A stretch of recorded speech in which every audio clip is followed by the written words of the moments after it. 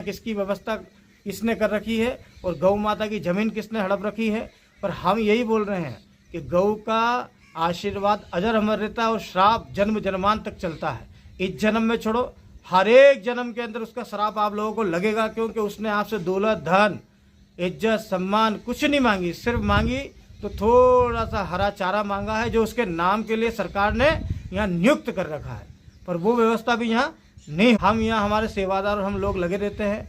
अगर हमें कुछ होता है या अगर हमारे साथ में कोई भी घटनाक्रम होती है तो उसके जिम्मेदार सिर्फ प्रशासन होगा, क्योंकि हमने पहले ही यहाँ अलर्ट कर दिया कि भैया यहाँ की इस तरीके की व्यवस्था चल रही है और हमें मालूम है कि यहाँ कौन कौन तकलीफ दे रहे हैं। उनका हमने नाम लिख करके एक आगे भी पहुँचा दिया है यहाँ क्या व्यवस्था चल रही है। अगर हमें या हमारे बंधु को कुछ होता है तो वो नाम आप पढ़े और उनके ऊपर तुरंत प्रभाव से कार्रवाई करें। वो हिंदू भी है और दूसरी व्यवस्था भी है उनके साथ में। सभी का हम बोल रहे हैं खुले रूप से कि उनकी व्यवस्था तुरंत प्रभाव से आप करें।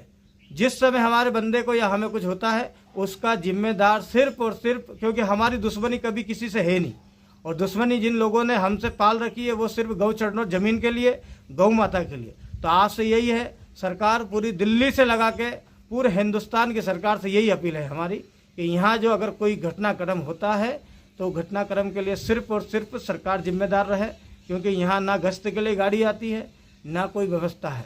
सारा मैनेजमेंट अगर यहाँ एक बार हम आए और 3 बार पहले भी यहाँ के गौ चरणोट खाली करने के लिए हमारे कुछ बंदों ने व्यवस्था करी, पर आगे जा कर के तहसीलदार उन सब ने व्यवस्था जमाई। कुछ प्रमुख लोग रहे जिन लोगों ने व्यवस्था एक क्षणिक मात्र के अंदर बंद करवा दी।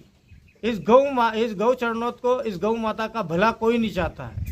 कुछ चंद पैसों के लिए, कुछ कागजों के लिए हिंदू या मुस्लिम कोई भी हो तुरंत प्रभाव से बिकने वाली अवस्था हो गई और हमारी गौ माता वैसी की वैसी परेशान हो रही है। 2 से 3 गौ माता डेली मरती है, यहाँ पे डेली मृत अवस्था में जाती है।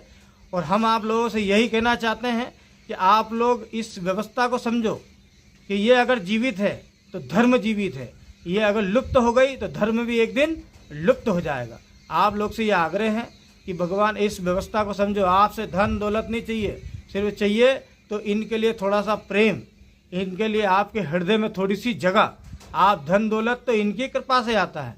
आप लोग ये कुबेर नहीं हो जो इनका जीवन बना दोगे, पर इनकी जो जगह है, इनकी जो व्यवस्था है वो इनके लिए छोड़ दो। यही आप लोगों के लिए बहुत अच्छी बात है। और रही बात हमें निपटाने की, तो नाथ जी की कृपा से, भोलेनाथ जी की कृपा से जिस दिन होगी उस दिन आमने सामने होगी, कोई तकलीफ नहीं हमें। धर्म के लिए हमने ये चोला धारण किया है।